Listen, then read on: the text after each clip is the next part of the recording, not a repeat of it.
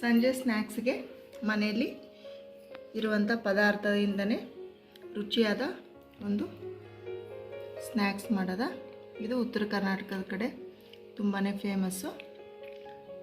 ಸಿಹಿ ಇದನ್ನು ಮಾಡ್ತಾರೆ. ಇದರಿಂದ ನಾನಿವತ್ತು ಖಾರದ ಶಂಕರಪಾಳೆ ಯಾವ ರೀತಿ ಮನೇಲಿ ಮಾಡೋದ ಅಂತ ನೋಡೋದ. ಇದು ತುಂಬ ಟೇಸ್ಟಿಯಾಗಿರುತ್ತೆ ಮತ್ತು ಕ್ರಿಸ್ಪಿಯಾಗಿರುತ್ತೆ. ಮಕ್ಕಳು ತುಂಬಾ ಇಷ್ಟಪಟ್ಟು ತಿಂತಾರೆ. ಇದನ್ನು ಸಾಸ್ ಜೊತೆ ಇದ್ರ ಜೊತೆ ಕೂಡ ತಿನ್ಬೋದು.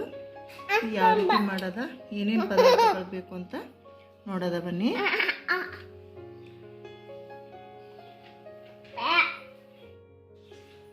ಈಗ ಸಂಜೆ ಸ್ನ್ಯಾಕ್ಸ್ಗೆ ಅಥವಾ ಮಕ್ಕಳು ಸ್ಕೂಲಿಂದ ಬಂದ ತಕ್ಷಣ ಏನಾದರೂ ತಿನ್ನೋಕ್ಕೆ ಕೇಳ್ತಾರಲ್ಲ, ಅದಕ್ಕೆ ಮನೇಲಿ ಒಂದು ಕಪ್ ಗೋಧಿ ಇಟ್ಟಿದ್ರೆ ಸಾಕು.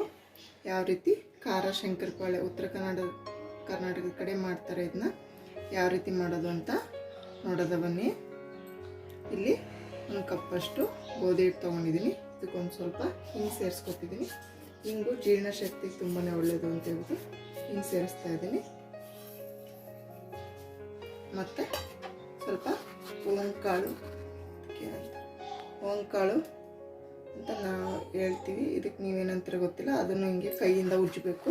ಉಜ್ಜಿದ್ರೆ ಇದ್ರ ಘಮ ಜಾಸ್ತಿ. ಅದನ್ನು ಇದಕ್ಕೆ ಸೇರಿಸ್ತಾ ಇದ್ದೀನಿ. ಇದು ಅಷ್ಟೇ ಜೀರ್ಣಕ್ಕೆ, ಗ್ಯಾಸ್ಟ್ರಿಕ್ ಎಲ್ಲದಕ್ಕೂ ಒಳ್ಳೆಯದು. ಅದನ್ನೇ ಸೇರಿಸ್ಕೊತಾ ಇದ್ದೀನಿ.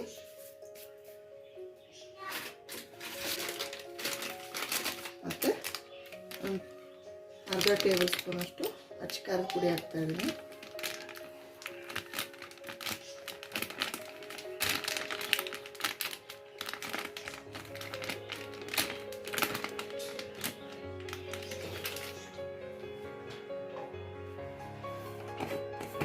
ಚಿಟಿಕೆ ಅರಿಶಿನ ಸೇರಿಸ್ತಿದ್ದೀನಿ.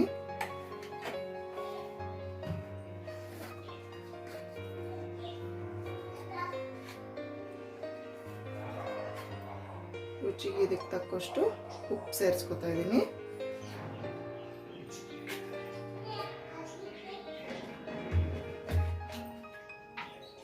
ಇದನ್ನೆಲ್ಲ ನೀಟಾಗಿ ಮಿಕ್ಸ್ ಮಾಡ್ಕೊಳ್ಳೋದ.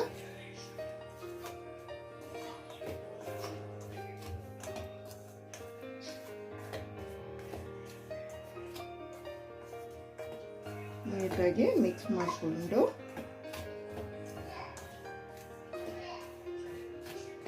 ಇದಕ್ಕೆ ಒಂದು ಸ್ವಲ್ಪ 1-2 ಸ್ಪೂನಷ್ಟು ಎಣ್ಣೆ ಕಾಯಿಸ್ಬಿಟ್ಟು ಹಾಕೊಳ್ಳೋದ.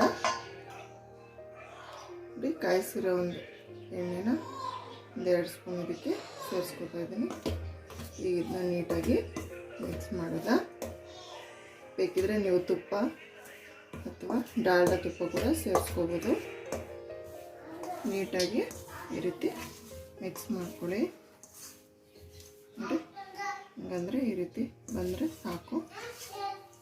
ಈಗ ಇದಕ್ಕೆ ಎಷ್ಟು ನೀರು ಸೇರಿಸೋಕ್ಕಾಗುತ್ತೋ ಅಷ್ಟು ಚಪಾತಿ ಹಿಟ್ಟಿನ ಅದಕ್ಕೆ ನಾದ್ಕೋಬೇಕು. ಮಾಮೂಲಿ ವಾಟ್ರೆ ಸೇರಿಸ್ಕೊಂಡು ನೀಟಾಗಿ ನಾದ್ಕೊಳ್ಳಿ. ನೋಡಿ, ಈ ರೀತಿ ಚಪಾತಿ ಹಿಟ್ಟಿನ ಅದಕ್ಕೆ ಚೆನ್ನಾಗಿ ಹಿಟ್ಟನ್ನ ನಾದ್ಕೋಬೇಕು. ಆಮೇಲೆ ಈಗ ನೆಕ್ಸ್ಟ್ ಏನು ಮಾಡೋದು ಅಂತ ನೋಡೋದ ಬನ್ನಿ. ನೋಡಿ, ಇಷ್ಟಿಷ್ಟು ದಪ್ಪ ಹಿಂಗೆ ರೌಂಡ್ ಉಂಡೆ ಮಾಡಿಕೊಂಡು ನೀವು ಚಪಾತಿ ಇದು ಒತ್ತೋ ಮಣೆ ಇದ್ದರೆ ಅದ್ರ ಮೇಲೆ ಹೊತ್ಕೊಳ್ಳಿ, ಇಲ್ಲ ಗ್ಯಾಸ್ ಸ್ಟೋವ್ ಮೇಲೆ ನೀಟಾಗಿ ಮಾಡಿಕೊಂಡು ಅದ್ರ ಮೇಲೆ ಇದು ಈ ರೀತಿ ಹಿಟ್ಟು ಹರಡ್ಕೊಂಡು ಈ ರೀತಿ ನೀಟಾಗಿ ಹೊತ್ಕೋಬೇಕು. ಚಪಾತಿ ಹೊತ್ತು ಇದರಿಂದ ಇದನ್ನು ನೀಟಾಗಿ ಮಾಡ್ಕೋಬೇಕಾಗುತ್ತೆ. ಚಪಾತಿ ಮಾಡೋಷ್ಟು ತೆಳ್ಳಗೆ ಬೇಡ, ಫುಲ್ ದಪ್ಪನೂ ಬೇಡ. ತೋರಿಸ್ತೀನಿ ನೋಡಿ. ಈಗ ಅಷ್ಟು ಮೀಡಿಯಮ್ ಇದರಲ್ಲಿ ಇದನ್ನ ಎತ್ಕೋಬೇಕು.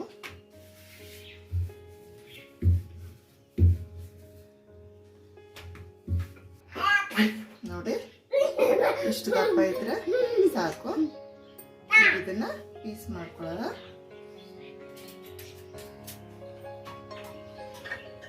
ಒಂದು ಚಾಕು ಸಹಾಯದಿಂದನೋ ಅಥವಾ ನಿಮ್ಮ ಹತ್ರ ಪಿಜ್ಜಾ ಕಟರ್ ಆ ರೀತಿ ಇದ್ದರೆ ಅದನ್ನು ಯೂಸ್ ಮಾಡ್ಕೊಳ್ಳಿ. ನಾನು ಇಲ್ಲಿ ಚಾಕುಲಿ ಯಾವ ರೀತಿ ಕಟ್ ಮಾಡೋದು ಅಂತ ತೋರಿಸ್ತಿದ್ದೀನಿ ನೋಡಿ. ಈ ರೀತಿ ನೀಟಾಗಿ ಚಿಕ್ಕದಾಗೇ ಕಟ್ ಮಾಡ್ಕೋಬೇಕು. ಈ ರೀತಿ ಚಿಕ್ಕದಾಗಿ ಹಿಂಗೆ ಕಟ್ ಮಾಡ್ಕೋಬೇಕಾಗತ್ತೆ. ಇದು ಸಂಜೆ ಸ್ನ್ಯಾಕ್ಗೆ, ಕಾಫಿ ಟೀ ಟೈಮ್ಗೆ ಅಥವಾ ಮಕ್ಕಳಿಗೆ ತಿನ್ನಕ್ಕೆ ಕೊಡೋಕ್ಕೆ ತುಂಬಾ ಟೇಸ್ಟಿಯಾಗಿರುತ್ತೆ. ಉತ್ತರ ಕರ್ನಾಟಕದ ಕಡೆ ಇದು ತುಂಬಾ ಫೇಮಸ್ಸು. ಆ ಕಡೆ ಪ್ರೆಗ್ನೆಂಟ್ ಇರೋರಿಗೆ ಶ್ರೀಮಂತ ಮಾಡೋ ಟೈಮಲ್ಲಿ ಕೂಡ ಇದನ್ನು ಮಾಡ್ಕೊಂಡು ತೊಗೊಂಡು ಹೋಗ್ತಾರೆ. ನೋಡಿ ಈ ರೀತಿ ಉತ್ತುತ್ತಾದಮೇಲೆ ಹಿಂಗೆ ಮಧ್ಯದಲ್ಲಿ ಚಿಕ್ಕ ಚಿಕ್ಕ ಪೀಸಾಗಿ ಈ ರೀತಿ ಕಟ್ ಮಾಡ್ಕೋಬೇಕು. ನಿಮ್ಗೆ ಯಾವ ಶೇಪಲ್ಲಿ ಬೇಕು ಆ ಶೇಪಲ್ಲಿ ಈ ರೀತಿ ಕಟ್ ಮಾಡ್ಕೊಳ್ಳಿ. ಈ ರೀತಿ ಎಲ್ಲನೂ ಕಟ್ ಮಾಡ್ಕೋಬೇಕು. ನೋಡಿ ಈ ರೀತಿ ಕಟ್ ಮಾಡ್ಕೋಬೇಕು. ಇಷ್ಟಿಷ್ಟು ಪೀಸ್ ಮಾಡಿಕೊಂಡ್ರೆ ಸಾಕು. ಇಲ್ಲಿ ಎಣ್ಣೆ ಬಿಸಿಗಿಟ್ಟಿದ್ದೀವಿ. ಎಣ್ಣೆ ಚೆನ್ನಾಗಿ ಕಾದಿದೆ. ಎಣ್ಣೆ ಚೆನ್ನಾಗಿ ಕಾದ್ಮೇಲೆ ಇದನ್ನು ಒಂದೊಂದೇ ಇದಕ್ಕೆ ಈ ರೀತಿ ಸೇರಿಸ್ಕೋಬೇಕು. ಎಣ್ಣೆಗೆ ನೀಟಾಗಿ ಡೀಪ್ ಫ್ರೈ ಮಾಡಬೇಕಾಗುತ್ತೆ.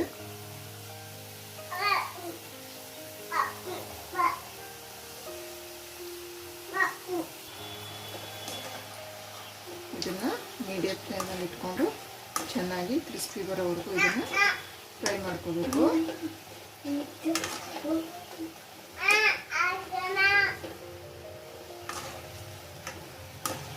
ಈಗ ನೋಡಿ ಖಾರ ಶಂಕರಪಾಳೆ ಉತ್ತರ ಕರ್ನಾಟಕ ಸ್ಪೆಷಲ್ ಈಗ ರೆಡಿ ಇದೆ. ಅದು ಎಷ್ಟೊಂದು ಚೆನ್ನಾಗಿ ಕ್ರಿಸ್ಪಿಯಾಗಿ ಬಂದಿದೆ.